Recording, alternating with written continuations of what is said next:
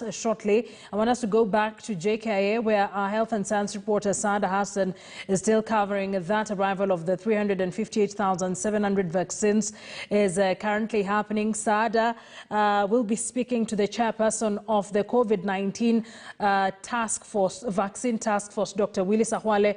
Saada, let me cross over to you. What's happening right now? Thank you, Akisa. Right now, we have already received about 360,000 doses of AstraZeneca vaccine from Denmark, according to the PS of Health, Susan Mochache. These vaccines are supposed to help us as a country to ensure that we vaccinate more of our population. Currently, there are only 5,000 vaccines left. That means we don't have much, and that is why we really need more vaccines to come in. Right now, I will be speaking to the COVID-19 Chair Task Force, the chairperson, Dr. Willis Akwale, to tell us more about these vaccines. You know, the biggest worry among Kenyans is how long will these vaccines take, before they get to the rest, to the entire part of the country? We start distribution very early tomorrow morning.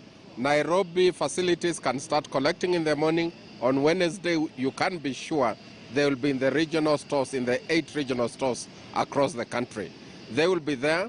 They have a short expiry. But as you've heard from the Danish, Kenya has one of the most efficient rollout. Already we had used 99.6% of the vaccines that were received here. So with these ones, and with our capacity to even vaccinate 50,000 people per day, we believe in 2 to 3 weeks we will have used this particular consignment. Currently, one is questioning, what is the exact expiry date of these vaccines? It is 31st of July, next month. Will this be enough time for us to vaccinate a number of Kenyans, bearing in mind currently we have only about 150,000 Kenyans who have received the second dose of AstraZeneca vaccine? The second dose, let me correct you, it's now over 192,000 as of today. The last 1 week, the uptake, and I really want to thank Kenyans, they have seen the value of vaccination. It has really improved, and it is doing very well. So for 350,000, I can assure you in 3 weeks, it will be fully utilized. We're expecting more doses from COVAX, and what we can assure Kenyans, everybody who got the first dose will get a second dose in time. A few weeks ago, the health workers were complaining that they went to the hospitals and they were told there are no vaccines. How are you going to handle the current vaccines? The current vaccines are going to be distributed to more facilities, including the private sector, so that there's no crowding. And as you heard the Danish ambassador saying, it was logistical. These vaccines could have arrived here 1 week ago, and that is what caused the mess. But we regret that. However, I want to assure them that now even the private sector facilities will be given the vaccine to vaccinate.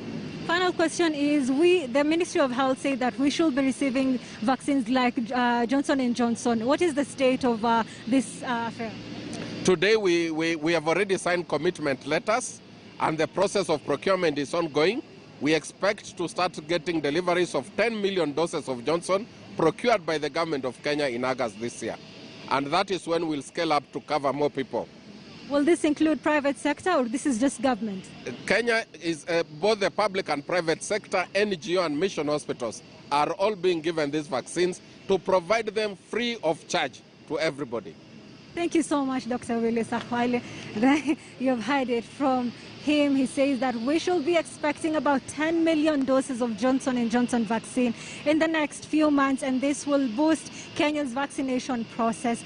Meanwhile, he's still encouraging Kenyans, those who have received their first jab, to go and take the second jab once it has, once it has arrived at various health facilities in the country. Back to you, Akisa. Saada, thank you. Saada Hassan there speaking.